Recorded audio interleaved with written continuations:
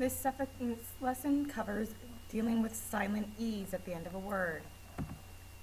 Your keywords are suffix, vowel, silent letter, and the silent E rule. A suffix is a letter or letters added to the end of the word. This is something we should be very familiar with by now. We also covered vowels last week, so A, E, I, O, U, and sometimes Y. Look at the word observe. Is this word spelled the way it sounds? Consider why or why not. Silent letters. We know that observe is not pronounced the way it's spelled because of its silent letter E at the end. You do not say that E. So a silent letter are letters that are included in a word's proper spelling, but not the word's pronunciation. We don't say the letter in the word. Like in night, K-N-I-G-H-T.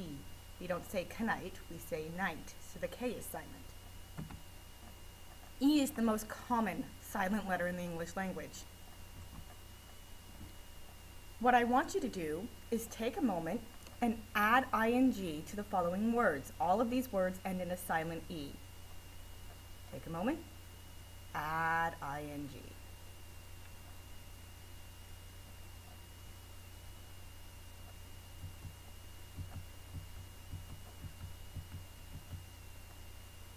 Do your words look like that?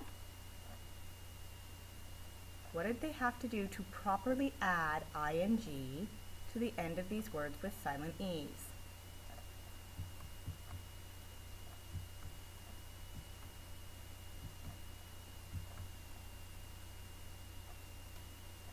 All of them dropped their E before you added ing.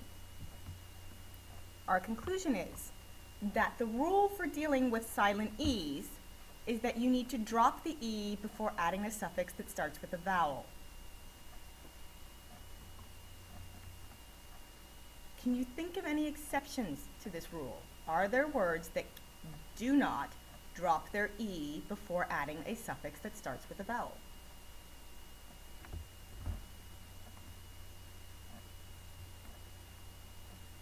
Let's look at the following.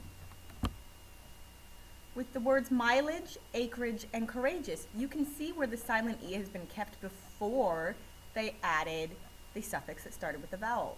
In this case, the words kept their silent E so that they also kept the pronunciation.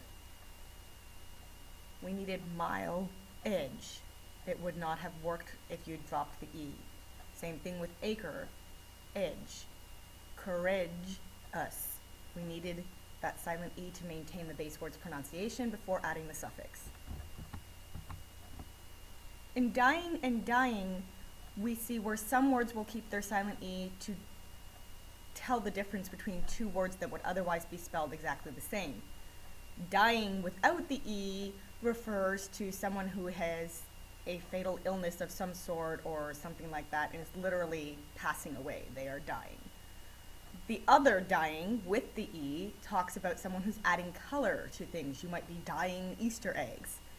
Without the E, they would look exactly the same and the context would be insufficient in a sentence to tell the difference in most cases. Okay? So, in this case, they kept the silent E on the second dying to tell the difference between two words. This batch here, ninth, truly, holy, judgment, and argument, all dropped their silent E, but the suffix that they added started with a consonant.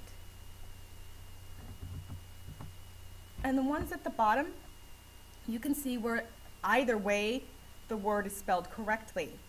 Because these are a very rare exception, you should follow the rule and spell them without the E at the end of the base word. Your when in doubt guidelines. Follow the rule and drop the E before adding the suffix. Double check your spelling in the dictionary.